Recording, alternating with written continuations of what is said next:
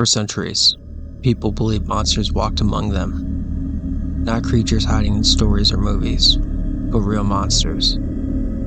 Beings that lurked outside village walls, stalked dark forests, and rose from the grave to feed on the living. Across Europe, entire communities lived in fear of vampires. Families accused dead, relatives returning from their graves, villagers dug up corpses, drove stakes through their hearts and burned their remains. At the same time, another terror haunted the wilderness, the werewolf, a creature believed to be part man and part beast, capable of transforming beneath the moon and hunting human prey.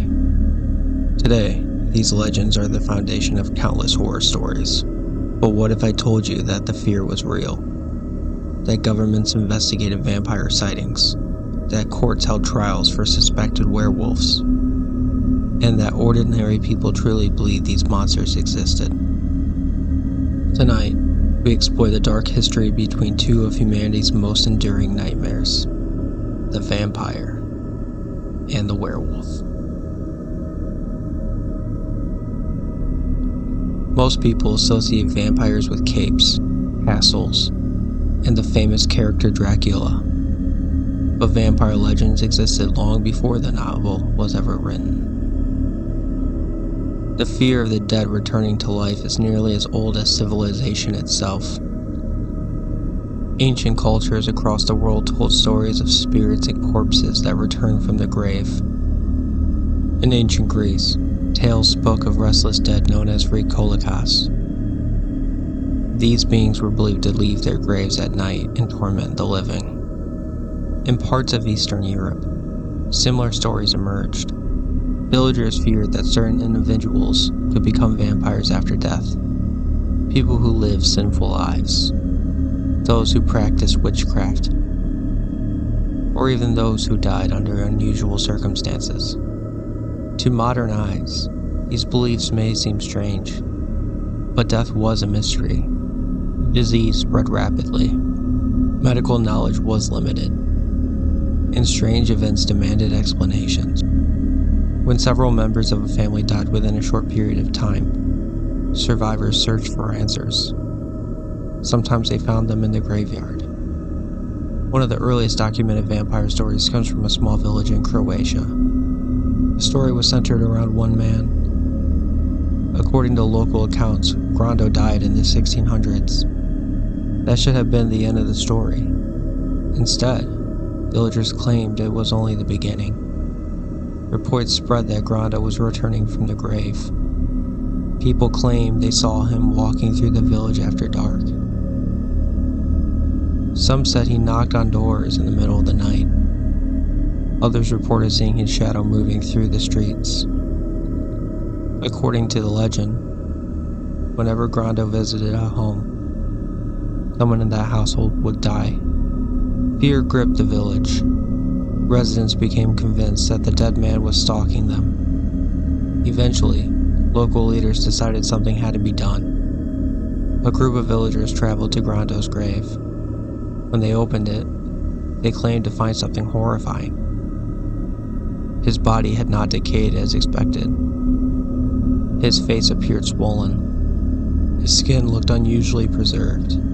To people living in the 17th century, it seemed impossible.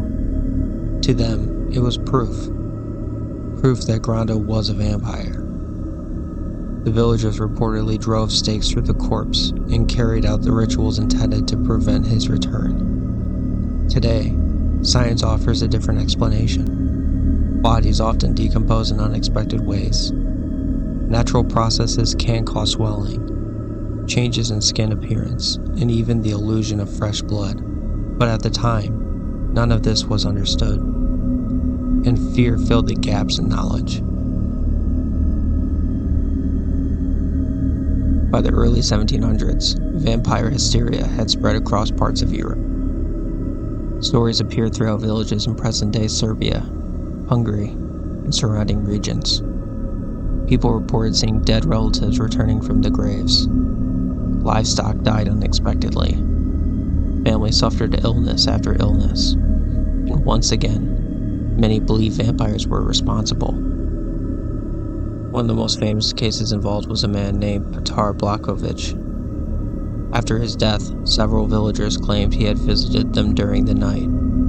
Soon afterward, they became ill and died. Authorities took the report seriously. An official investigation was launched. When Petar's grave was opened, observers described a body that appeared strangely preserved. Hair and nails seemed to have grown. Blood appeared near the mouth. To modern science, these are known effects. But those who witnessed them, they were evidence of vampirism. The corpse was staked. The remains were burned. And reports of the event spread across Europe. Newspapers published the story. Government officials documented similar cases. For a time, vampire panic became a genuine social phenomenon. Entire communities lived in fear that the dead were returning. While Europe feared vampires in the graveyard, another monster waited beyond the village. The werewolf. Unlike vampires, werewolves were not associated with death. They were associated with transformation. The idea can be traced back thousands of years. Ancient Greek myths told of a king who was transformed into a wolf as punishment. Norse legends spoke of warriors who wore wolf skin and took on the spirit of the beast.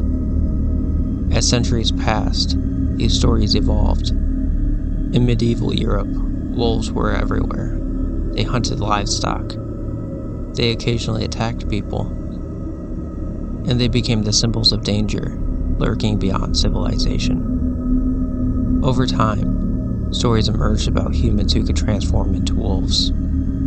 Some legends claimed magic was responsible. Others believed curses caused the transformation. No matter the explanation, fear spread, and eventually, fear turned deadly. During the 16th and 17th centuries, Europe experienced a wave of witch hunts. Werewolf accusations became increasingly common. People were arrested, interrogated, and put on trial. One of the most famous cases involved a German farmer named Peter Stump. Authorities accused him of being a werewolf. According to records, he supposedly possessed a magical belt that allowed him to transform into a wolf. Villagers blamed him for numerous disappearances and attacks. After being arrested, Stump confessed. The confession described impossible acts of supernatural transformations. Today, historians believe the confession was likely obtained under extreme pressure and interrogation. Yet, at the time, many accepted it as truth. His trial became one of the most famous werewolf cases in history, and it reinforced the belief that monsters walked among ordinary people. As centuries passed, science gradually replaced superstition. Disease explained many vampire legends. Fear of social panic explained many werewolf accusations. The monsters themselves faded into folklore. Yet the story never disappeared. Even today, tales of vampires and werewolves continue to capture our imagination. Perhaps because they remind us of something deeper. Not the fear of monsters, but the fear of the unknown. The fear that somewhere in the darkness, there may still be something we don't understand. And throughout history, that fear has proven more powerful than any monster ever could.